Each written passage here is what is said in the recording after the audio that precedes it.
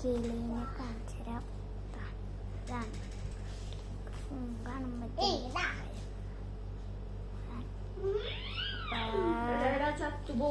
കിളിക്ക് ഇഷ്ടമാണ്.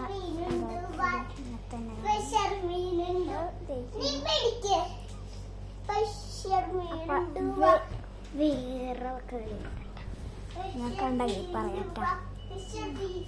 കണ്ട ഇതിനെ കണ്ട ക്യൂട്ടാണല്ലോ.